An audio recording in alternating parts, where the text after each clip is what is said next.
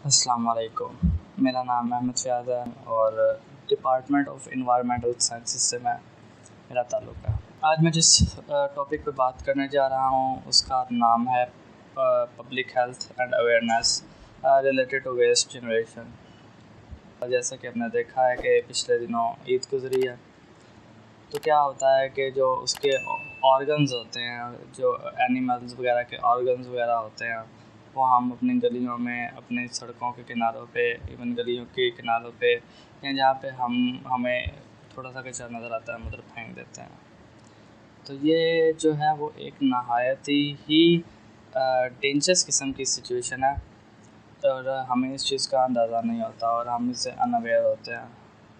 अब जो वेस्ट हम बाहर फेंक देते हैं उसका अल्टीमेट नुकसान हमें भी होता है, दूसरों को भी होता है, लेकिन हम उसकी केयर नहीं करते, हम अनअवेयर होते हैं।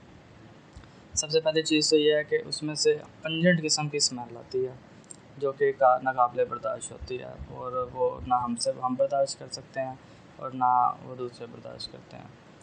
तो पहली बात तो देखें ये है कि वो जो स्मेल है, ठीक है, हम उससे दूसरों को तकलीफ़ दें। हालांकि हमारा जो इस्लाम है वो कहता है कि जो है मुसलमान वो है जो जिसके हाथ पाँव ज़ुबान से दूसरे मुसलमान महफूज रहें। पिछले दिनों ईद के दिन गुजरे हैं तो उन दिनों में बारिशें भी थीं, तो अब जब ये वेस्ट जो है वो गलियों में पड़ा है, सड़कों में पड़ा है और बारिश हुई है, तो हमें पता है कि जो ऑर्गेनिक वेस्ट होता है उसके ऊपर माइक्रो ऑर्गेनिज़म्स जो हैं वो अटैक करते हैं उसके डिकम्पोजिशन के लिए।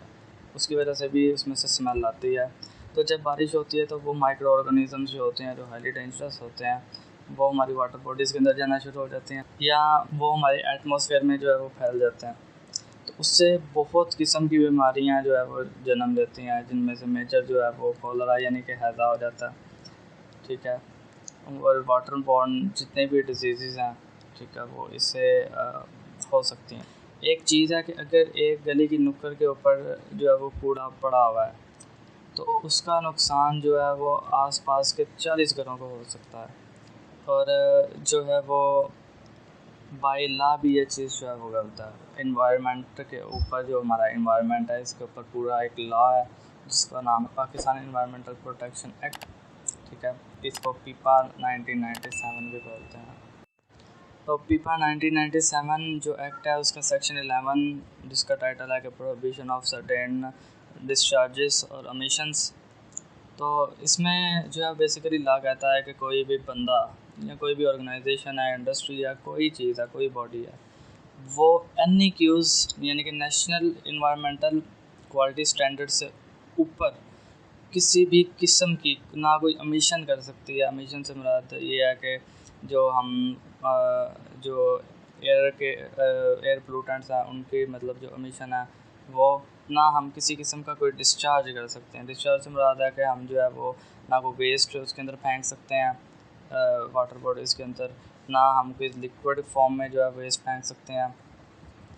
जो इंडस्ट्रीज़ वगैरह से जो फ़्लो हो के जो बाय प्रोडक्ट के तौर पे जो लिक्विड आता है हम उसको भी NEQ से ऊपर नहीं फेंक सकते। अगर हम फेंकेंगे तो उसका अल्टीमेटली इन्वायरमेंट पर नुकसान है और इन्वायरमेंट जो है वो एक ऐसी चीज़ है जिससे हम जुड़े हुए हैं और अगर इन्वायरमेंट डिग्रेड हो रहा है तो इसका मतलब ये है कि उसका हमें भी नुकसान हो रहा है। आजकल इतनी बीमारियां जन्म ले रही हैं, नई से नई बीमारी आ रही है। इसकी रीज़न क्या है? इसकी रीज़न ये है कि हमने जो है वो सोचना छोड़ दिया कि हमारा इन्वायरमेंट जो है वो भी किसी खाते में आता है।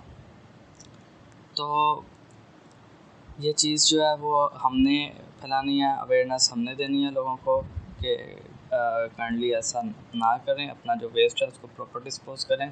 हर चीज़ हुकूमत की ज़िम्मेदारी नहीं होती, कुछ हमारी भी ज़िम्मेदारी है एक शहरी के तौर पे कि हम एक अच्छे शहरी होने का फ़र्ज़ निभाएं और हम जो है वो अपने तौर पे कुछ ना कुछ मैनेजमेंट कर लें। आखिर में मैं ये कहना चाहूँगा कि बिलतहकीक का जो यूट्यूब चैनल है इसको लाजमी सब्सक्राइब करें ताकि आपको जो है वो डे टू डे कुछ ना कुछ इंफॉर्मेशन मिल सके रिलेटेड टू एवरीथिंग। और अगर आपको किसी भी चीज़ के हवाले से कोई इन्फॉर्मेशन चाहिए तो आप कमेंट सेक्शन में जो है वो रिक्वेस्ट कर सकते हैं। तो इंशाल्लाह हम ट्राई करेंगे कि आपको रिलेटेड जो इन्फॉर्मेशन है वो मुहैया की जा सके। इसी के साथ अहमद फयाज़ को इजाज़त दीजिए, नेक तमन्नाओं नेक ख्वाहिशात के साथ, और दुआओं में ज़रूर याद रखिएगा। अल्लाह हाफ़िज़।